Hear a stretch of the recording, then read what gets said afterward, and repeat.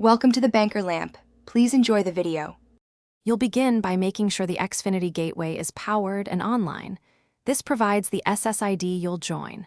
Next, verify your TV is Wi-Fi capable or has an adapter connected, because without that you can't proceed.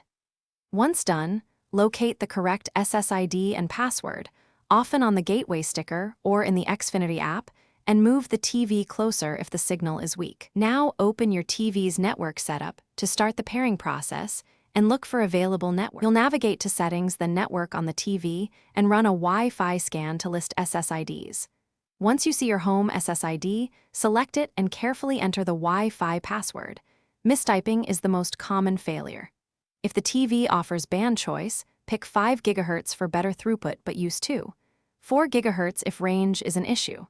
After submitting credentials, allow the TV time to authenticate. You'll get a confirmation or an error message to guide the next action. You should confirm success by launching a streaming app or viewing the TV's network status page to see IP and signal strength.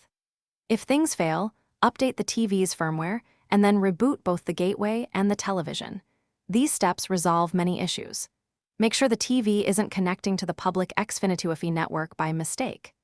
If you still can't connect, reset the TV's network settings, verify MAC filtering on the gateway, and only then contact Xfinity support for account-specific troubleshooting. Thanks for watching. If this was helpful, leave a like and consider subscribing. See you next time.